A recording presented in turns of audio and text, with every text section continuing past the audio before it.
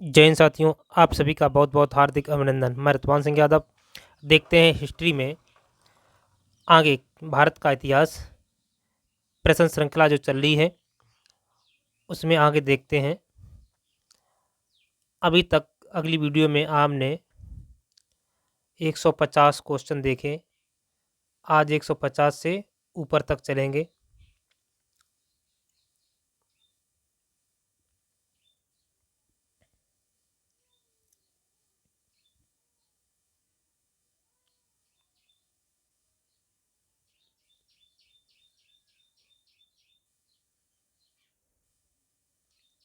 बने रहिए साथ में, देखते हैं। यहाँ तक आपने देख लिया था, 150 प्रश्न इसमें हो गए थे कि मौर्य काल में विशिष्ट विष्ट किसे कहा जाता था। तो आपने यहाँ तक देख लिया था, जो निःशुल्क श्रम होते हैं इनको विष्ट कहा जाता था मौर्य काल में। प्रश्न संख्या 51, निम्नलिखित में से किस शासक ने अश्वमेध यज्ञ कराया था। निम्नलिखित में से किस शासक ने अश्वमेध यज्ञ कराया था, ऐसा कौन सा शासक था। इन सभी में ये 4 ऑप्शन दिए हैं। इन 4 में से कौन सा राजा था जिसने अश्वमेध यज्ञ कराया था। अशोक ने, दशरथ ने, पुष्यमित्र शुंग ने या कुणाल ने। प्रश्न संख्या 51 की बताएं कि जिस शासक ने अश्वमेध यज्ञ कराया था। अश्वमेध यज्ञ जानते हो, ये सौमा यश जो यज्ञ होता है, इसमें अश्वमानी घोड़ा होता है। घोड़े को इसमें छोड़ा जाता है और इस घोड़े को जो भी इसमें चैलेंज दिया जाता है, इसके पट्टिका लिख करके गर्दन में डाल दी जाती है और इसमें चैलेंज दिया जाता है कि जो भी शासक योद्धा पहलवान हो, जिसमें शक्ति हो, वो इस घोड़े को पकड़े।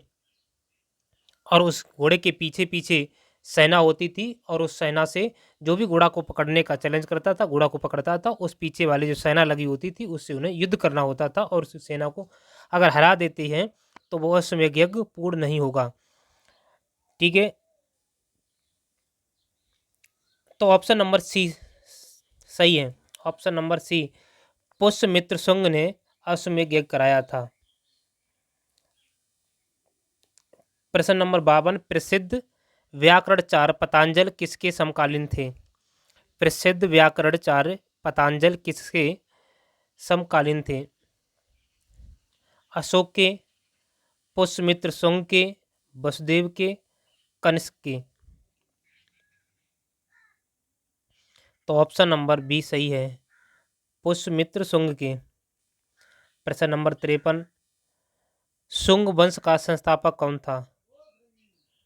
शुंग वंश का संस्थापक कौन था। पुष्यमित्र शुंग, पुष्यभूति, अग्निमित्र, वसुमित्र। प्रश्न संख्या 53 का आंसर करें। शुंग वंश का संस्थापक कौन था, तो ऑप्शन नंबर ए सही है, पुष्यमित्र शुंग शुंग वंश का संस्थापक था। प्रश्न 54, भूमिदान का सर्वप्रथम उल्लेख किस राजवंश के समय प्राप्त होता था। भूमिदान का सर्वप्रथम उल्लेख किस राजवंश के समय का प्राप्त होता है। Option A Shunga, option B Kanva, option C Satavahana, option D Gupta. भूमिदान का सर्वप्रथम उल्लेख किस राजवंश के समय प्राप्त होता है। तो ऑप्शन नंबर डी सही है, गुप्त वंश के। प्रश्न नंबर 55, शीशे के सिक्के किस राजवंश के शासकों ने चलाए थे। शीशे के सिक्के किस राजवंश के शासकों ने चलाए थे। शुंग वंश, सातवाहन, कुषाण, गुप्त। बताइए, शीशे के सिक्के किस राजवंश के शासकों ने चलाए थे। शुंग, सातवाहन, कुषाण, गुप्त। तो ऑप्शन नंबर बी सही है। ऑप्शन नंबर बी सही है, सातवाहन शीशे के सिक्के चलाए थे। प्रश्न नंबर 56, भारत में सबसे पहले किस वंश के शासकों ने सोने के सिक्के चलाए। सोने के सिक्के किस राज जो वंश शासक थे उन्होंने चलाए थे? ऑप्शन ए है Indo Greek, option B Shaka, option C Pahlava, option D Kushan.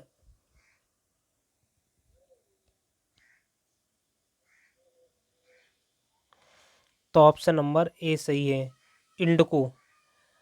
56 का ऑप्शन नंबर ए सही है। इंडको शासनकाल ने सोने के सिक्के चलाए थे। प्रश्न 57, किस राजा के शासनकाल में ईसाई धर्म प्रचारक सेंट थॉमस भारत आया? किस राजा के शासनकाल में ईसाई धर्म प्रचारक सेंट थॉमस भारत आया? उस समय कौन सा शासक था जब सेंट थॉमस भारत आया था जिसने ईसाई धर्म का प्रचार किया था? मिनांडर, कनिष्क, गोंदोफर्निस, कुषाण। प्रश्न नंबर 57 का आंसर करें। तो ऑप्शन नंबर सी सही है, 57 का। गोंदोफर्निस के शासनकाल में ईसाई धर्म का प्रचारक सेंट थॉमस भारत आया था। प्रश्न नंबर 58, गुप्त वंश का संस्थापक कौन था? गुप्त वंश का संस्थापक कौन था? घटोत्कच गुप्त, चंद्रगुप्त प्रथम, श्रीगुप्त, रामगुप्त। गुप्त वंश का संस्थापक कौन था? तो ऑप्शन नंबर सी है, श्रीगुप्त गुप्त वंश का संस्थापक था। प्रश्न अगला, गुप्त वंश के किस शासक ने सर्वप्रथम महाराजाधिराज की उपाधि धारण की? गुप्त वंश के किस शासक ने सर्वप्रथम महाराजाधिराज की उपाधि धारण की? श्रीगुप्त, घटोत्कच गुप्त, चंद्रगुप्त प्रथम, समुद्रगुप्त।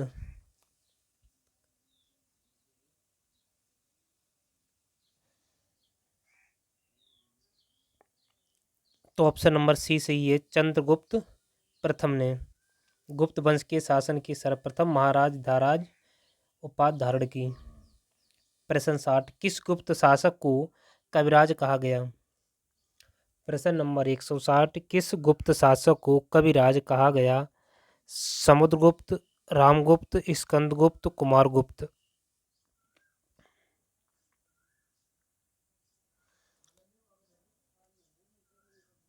तो ऑप्शन नंबर ए सही है, समुद्रगुप्त को कविराज कहा गया है। प्रश्न नंबर 161, किस गुप्त शासक को भारत का नेपोलियन कहा जाता है? बहुत ही इंपॉर्टेंट प्रश्न है, लगा लें टिक। किस गुप्त शासक को भारत का नेपोलियन कहा जाता है? चंद्रगुप्त द्वितीय, समुद्रगुप्त, रामगुप्त, कुमारगुप्त। तो ऑप्शन नंबर बी सही है, समुद्रगुप्त को भारत का नेपोलियन कहा जाता है, समुद्रगुप्त को। प्रश्न 162, श्रीलंका के राजा मेघवर्धन ने किस गुप्त शासक से भगवान बुद्ध का मंदिर बनवाने की अनुमति मांगी थी? श्रीलंका के राजा मेघवर्धन ने किस गुप्त शासक से भगवान बुद्ध का मंदिर बनवाने की अनुमति मांगी थी?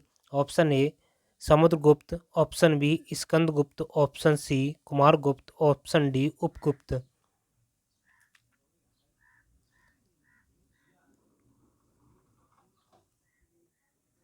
तो ऑप्शन नंबर ए सही है, समुद्रगुप्त। श्रीलंका के राजा जो मेघवर्मन ने किस शासक से भगवान बुद्ध का मंदिर बनवाने की अनुमति मांगी थी? तो समुद्रगुप्त। प्रश्न नंबर 63, चीनी यात्री फांगहान किसके शासन काल में भारत आया था? चीनी यात्री फांगहान किसके शासन काल में भारत आया था? समुद्रगुप्त, चंद्रगुप्त प्रथम, चंद्रगुप्त द्वितीय, कुमारगुप्त। तो ऑप्शन नंबर सी सही है, चंद्रगुप्त द्वितीय के शासन काल में फांगहांग जो शासक काल में जो किनका शासन था उस समय? चंद्रगुप्त का। प्रश्न नंबर 164, चंद्रगुप्त विक्रमादित्य ने किस उपलक्ष्य में चांदी के सिक्के जारी किए थे? चंद्रगुप्त विक्रमादित्य ने किस उपलक्ष्य में चांदी के सिक्के जारी किए थे? ऑप्शन ए राजा बनने के, ऑप्शन बी हुमड़ों को पराजित करने के, ऑप्शन सी शादी करने के, ऑप्शन डी शकों को पराजित करने के।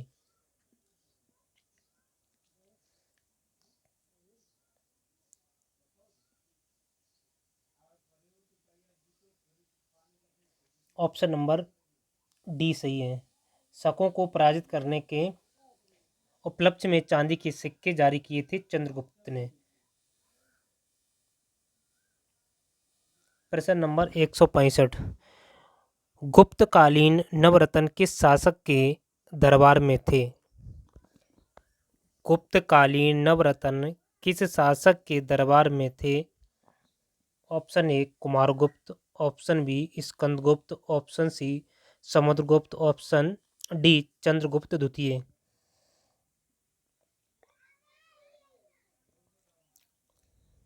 जल्दी आंसर करें। तो ऑप्शन नंबर डी सही है, चंद्रगुप्त द्वितीय के। ऑप्शन नंबर डी सही है। प्रश्न नंबर 166, निम्नलिखित में से कौन सा कथन सत्य है? निम्नलिखित में से कौन सा कथन सत्य है? सत्य कथन की पहचान करनी है। मेहरौली के स्तंभ लेख का संबंध चंद्रगुप्त द्वितीय से है। ऑप्शन नंबर बी, नालंदा विश्वविद्यालय की स्थापना कुमारगुप्त ने की थी। ऑप्शन नंबर सी, भारत पर हुंगड़ों का आक्रमण स्कंदगुप्त के समय में हुआ था। ऑप्शन नंबर डी कहता है उपर्युक्त सभी। कौन सा आंसर सही है?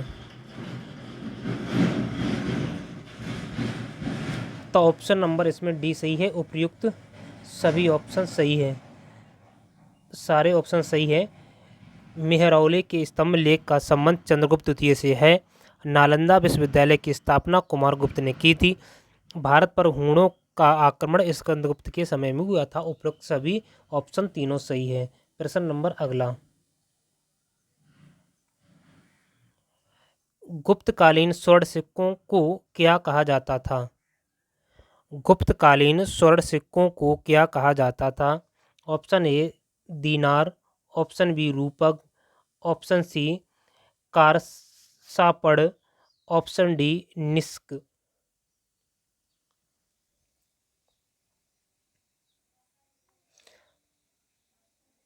तो 167 का ऑप्शन नंबर ए सही है।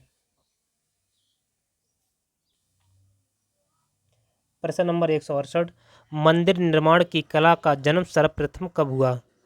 मंदिर निर्माण की कला का जन्म सर्वप्रथम कब हुआ? ऑप्शन ए मौर्य काल में, ऑप्शन बी गुप्त काल में, ऑप्शन सी कुषाण काल में, ऑप्शन डी सैंधव काल में। तो ऑप्शन नंबर बी सही है, गुप्त काल में। मंदिर का निर्माण की जो कला बचती वो कहाँ से स्टार्ट हुई? गुप्त काल से। अगला प्रश्न, गुप्त स्थापत्य कला का सर्वोत्कृष्ट नमूना है? गुप्त स्थापत्य कला का सर्वोत्कृष्ट नमूना है।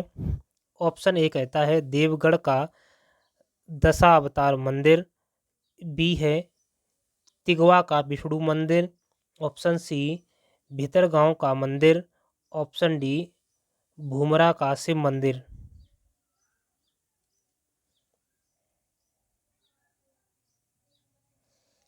तो ऑप्शन नंबर ए सही है, देवगढ़ का दशा अवतार मंदिर। प्रश्न नंबर 170, सर्वप्रथम सोने के सिक्के किस काल में चलाए गए? सर्वाधिक सोने के सिक्के किस काल में चलाए गए? ये तो प्रश्न हो गया कि सर्वप्रथम किस काल में सिक्के बने। सर्वाधिक सोने के सिक्के किस काल में चलाए गए? गुप्त काल में, कुषाण में, वर्धन में, मौर्य में। किस काल में सबसे अधिक सोने के सिक्के चलाए गए? तो ऑप्शन नंबर ए है गुप्त काल में। प्रश्न 71, हर्षवर्धन की राजधानी थी? हर्षवर्धन की राजधानी थी option A Thaneshwar, option B Pataliputra, option C Ujjain, option D Kannauj.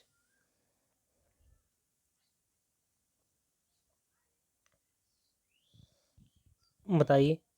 Harshvardhan की राजधानी कन्नौज में थी। ऑप्शन नंबर ए सही है। वो सॉरी, ऑप्शन नंबर डी सही है, कन्नौज में।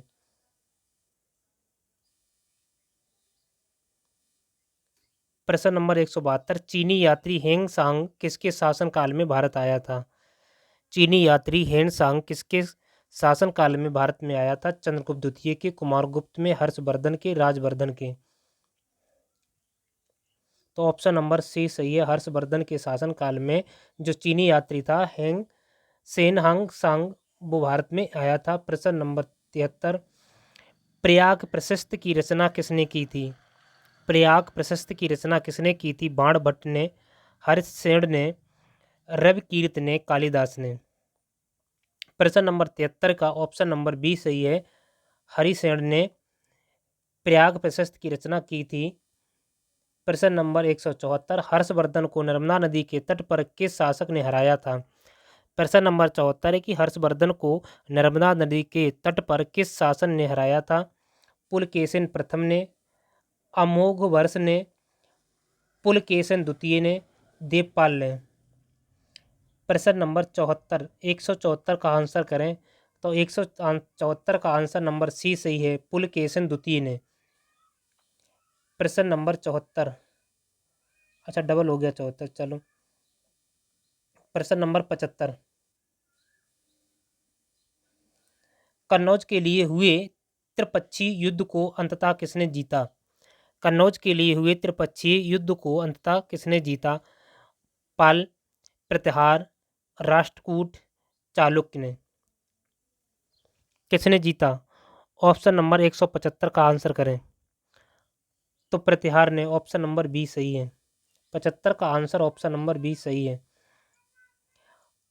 प्रश्न नंबर 176, एलोरा के कैलाश मंदिर का निर्माण किसने कराया था?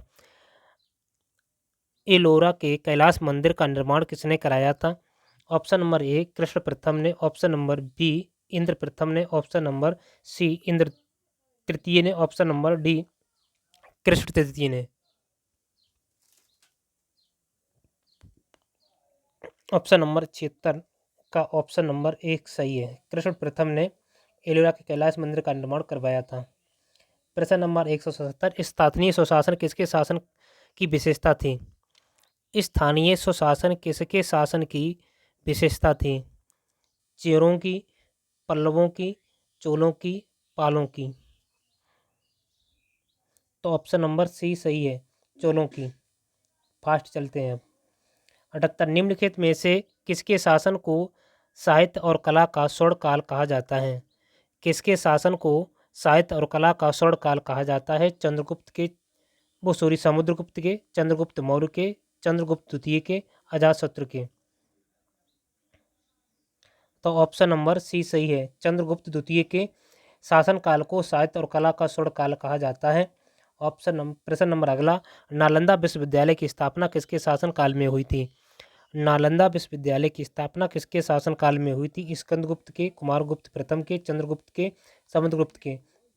तो ऑप्शन नंबर सी सही है, चंद्रगुप्त के शासनकाल में नालंदा विश्वविद्यालय की स्थापना हुई थी। प्रश्न नंबर 80, राजतरंगिणी की रचयिता कौन है? राजतरंगिणी की रचयिता कौन है? कालिदास है, कल्लड़ है, बाणभट्ट है, इनमें से कोई नहीं है। तो ऑप्शन नंबर बी सही है, कल्लड़ है। राजतरंगिणी की रचयिता कौन है? कल्लड़ है। तो ऑप्शन नंबर बी सही है। प्रश्न नंबर 81, कल्लड़ द्वारा रचित राजतरंगिणी में किसके इतिहास का वर्णन है? कल्लड़ द्वारा रचित राजतरंगिणी में किसके इतिहास का वर्णन है? विजयनगर के, राजगृह के, कश्मीर के, पाटलिपुत्र के। तो ऑप्शन नंबर सी सही है, कश्मीर के। कश्मीर के इतिहास का वर्णन है कल्लड़ के राजतरंगिणी रचना में। प्रश्न नंबर 182, तंजौर के बृहदेश्वर मंदिर का निर्माण किसने कराया था?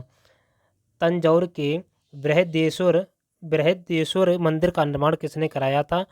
नरसिंह प्रथम ने, चंद्रगुप्त विक्रमादित्य ने, राजेंद्र प्रथम ने, राजराज प्रथम। प्रश्न नंबर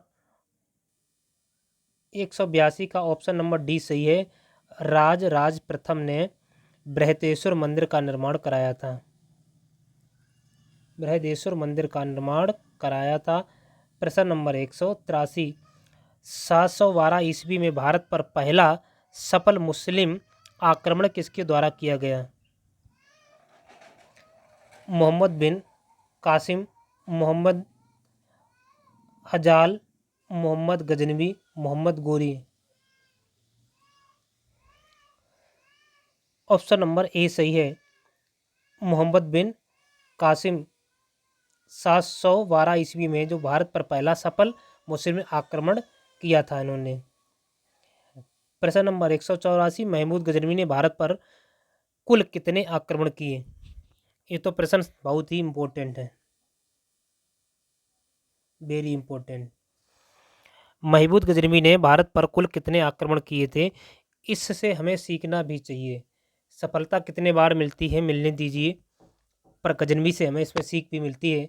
तो ऑप्शन कहता है ए 15, ऑप्शन बी कहता है 16, ऑप्शन सी कहता है 17, ऑप्शन डी कहता है 19 बार। कितने बार इसने आक्रमण किया था भारत पर? तो मोहम्मद गजनवी ने भारत पर 70 बार आक्रमण किया था और 17वें बार ये विजय प्राप्त हुआ था। अंदाज कीजिए कितनी बार इसे हार का पराजय करना पड़ा। 16 बार और 17 बार में इसने सफलता प्राप्त कर ली। प्रश्न नंबर 185 है, महमूद गजनवी के आक्रमण में सबसे महत्वपूर्ण आक्रमण कौन सा था? ऑप्शन नंबर ए है वहिंद पर आक्रमण, ऑप्शन नंबर बी सोमनाथ पर आक्रमण, ऑप्शन नंबर सी कलिंजर का आक्रमण, ऑप्शन नंबर डी नारायणपुर पर आक्रमण। तो ऑप्शन नंबर बी सही है, सोमनाथ मंदिर पर आक्रमण। इसने भारत पर जो 17 बार आक्रमण किया था वो सोमनाथ मंदिर पर ही किया था और इस पे सारा सोना जो था, बहुत सा सोना था, सोमनाथ मंदिर पर लेकर के और ये चला गया, लूट लिया इसने। प्रश्न नंबर 186, महमूद गजनवी के भारत पर आक्रमण के समय भारत आए विद्वान अलबरूनी ने किस ग्रंथ की रचना की? महमूद गजनवी के भारत पर जो आक्रमण किया था उसी समय भारत आए विद्वान जो अलबरूनी थे, उन्होंने किस ग्रंथ की रचना की थी? किताब उल रहल, ऑप्शन नंबर ए है किताब उल रहला, सहनामा, option C Rajatarangini, option D किताब उल हिंद। प्रश्न नंबर 186 का आंसर दीजिए आंसर। तो ऑप्शन नंबर डी सही है, किताब उल हिंद की इन्होंने रचना की थी। जिस समय महमूद गजनवी ने भारत पर आक्रमण किया था उसी समय ये विद्वान भारत आए थे। प्रश्न 187 है, भारत का वह पहला शासक कौन था जिसने मोहम्मद गोरी को पराजित किया था? भारत का वह पहला शासक कौन था जिसने मोहम्मद गोरी को पराजित किया था? पृथ्वीराज चौहान, मूलराज प्रथम, मूलराज द्वितीय, जयचंद। प्रश्न नंबर 187 का आंसर, कौन सा शासक था भारत का जिसने मोहम्मद गोरी को पराजित किया था? तो मूलराज द्वितीय ने मोहम्मद गोरी को पराजित किया था। ऑप्शन नंबर सी सही है। ऑप्शन नंबर 188, शहनामा के रचयिता हैं शाहनामा के रचयिता हैं फिरदौसी, उतबी, अमीर खुसरो, अलबरूनी। तो ऑप्शन नंबर प्रश्न नंबर 188 का ऑप्शन नंबर ए सही है, फिरदौसी शाहनामा के रचनाकार के रचयिता हैं। अगला प्रश्न, दिल्ली सल्तनत के किस सुल्तान की मृत्यु चौगान पोलो खेलते समय हो गई थी? दिल्ली के सल्तनत के किस सुल्तान की मृत्यु चौगान पोलो खेलते समय हो गई थी? अर्थात ये घोड़े पर जो पोलो खेलते थे, घोड़े पर चलते और इनकी चौकड़ी में घोड़े से गिर जाने से इनकी मृत्यु हो गई थी। तो चौगान खेलते समय किस शासक की दिल्ली की मृत्यु हो गई थी? तो इसमें थे इल्तुतमिश या बलबन या कुतुबुद्दीन ऐबक, अलाउद्दीन खिलजी। तो इसकी मृत्यु हो गई थी। तो ऑप्शन नंबर सी सही है, कुतुबुद्दीन ऐबक की चौगान पोलो खेलते समय मृत्यु हो गई थी। अगला प्रश्न है 190, कुतुब मीनार का निर्माण किस सूफी की याद में किया गया था? बताइए। प्रश्न नंबर 190 का आंसर कुतुब मीनार का निर्माण किस सूफी की याद में किया गया था? निजामुद्दीन औलिया, कुतुबुद्दीन बख्तियार काकी, मोहम्मद गौस, सलीम चिश्ती। तो प्रश्न नंबर 190 का ऑप्शन नंबर बी सही है, कुतुबुद्दीन बख्तियार काकी। प्रश्न नंबर 151, भारत की प्रथम मुस्लिम शासिका कौन थी? भारत की प्रथम मुस्लिम महिला शासिका कौन थी? चांद बीबी, रजिया सुल्तान, गुलबदन बेगम, नूरजहां। भारत की प्रथम मुस्लिम महिला शासिका कौन थी? तो ऑप्शन नंबर बी सही है, रजिया सुल्तान। प्रश्न नंबर 192, इक्तादारी प्रथा किसने प्रारंभ की? इक्तादारी प्रथा किसने प्रारंभ की? मोहम्मद गोरी, मोहम्मद बिन तुगलक, ऑप्शन सी सिकंदर लोदी, इल्तुतमिश। इक्तादारी प्रथा किसने प्रारंभ की थी? तो ऑप्शन नंबर डी सही है, इल्तुतमिश ने इक्तादारी प्रथा प्रारंभ की। ऑप्शन नंबर डी सही है। प्रश्न नंबर 193, भारत में सिजदा एवं पाबोस प्रथा की किसने शुरुआत की? भारत में सिजदा एवं पाबोस प्रथा की किसने शुरुआत की? बलबन, इल्तुतमिश ने, मोहम्मद बिन तुगलक, उपयुक्त में से कोई नहीं। प्रश्न नंबर 193 का ऑप्शन नंबर ए सही है, बलबन ने। प्रश्न नंबर 94, निम्न में से किस सुल्तान ने बाजार नियंत्रण व्यवस्था लागू की? निम्न में से किस सुल्तान ने बाजार नियंत्रण व्यवस्था लागू की? इल्तुतमिश ने, बलबन ने, अलाउद्दीन खिलजी ने, सिकंदर लोदी ने। प्रश्न नंबर 194 का ऑप्शन नंबर सी सही है, अलाउद्दीन खिलजी ने बाजार नियंत्रण व्यवस्था लागू की।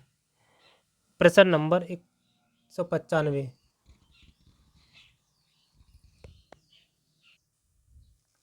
प्रश्न नंबर 155, तूती ए हिंद, हिंद का तोता किसे कहा जाता था? तूती ए हिंद, हिंद का तोता किसे कहा जाता था? अमीर खुसरो, अलपरूनी, अबुल फजल, बदाऊनी। प्रश्न नंबर 195 का ऑप्शन नंबर ए सही है, अमीर खुसरो को तूती ए हिंद या हिंद का तोता कहा जाता है। प्रश्न नंबर 196, मोहम्मद बिन तुगलक ने अपनी राजधानी दिल्ली से कहाँ स्थानांतरण की थी?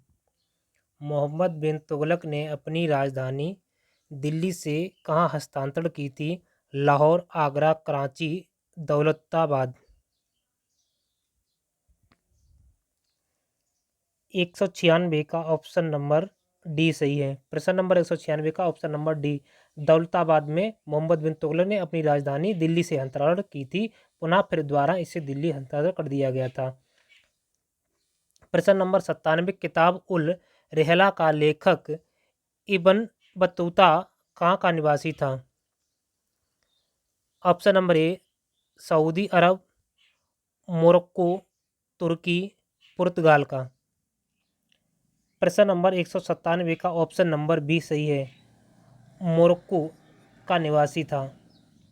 प्रश्न नंबर 98, दीवान ए अमीर कोही विभाग की स्थापना किस सुल्तान ने की थी?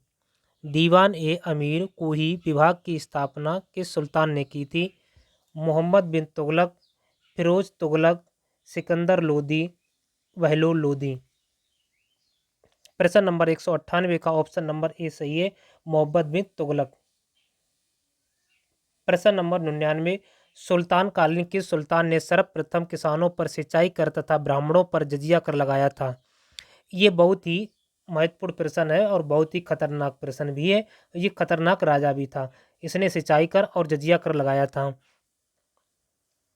तो अलाउद्दीन खिलजी ने, मोहम्मद बिन तुगलक ने, फिरोज तुगलक ने, सिकंदर लोदी ने किसानों पर सिंचाई कर ब्राह्मणों पर जजिया कर लगाया था। ये मंदिर मस्जिद का मामला था। तो बताइए 199 का ऑप्शन नंबर सी ऑप्शन सही है, फिरोज तुगलक ने। ऑप्शन नंबर सी सही है। फिरोज तुगलक ने किसानों पर सिंचाई कर, ब्राह्मणों पर जजिया कर लगाया था। प्रश्न नंबर 200, सांकेतिक मुद्रा का प्रचलन किस शासक ने किया? सांकेतिक मुद्रा का प्रचलन किस शासक ने किया? मोहम्मद बिन तुगलक, फिरोज तुगलक, शेर शाह, शाहजहां। प्रश्न नंबर 200 का आंसर नंबर ए सही है। आंसर ए सही, मोहम्मद बिन तुगलक ने सांकेतिक मुद्रा का प्रचलन किया था।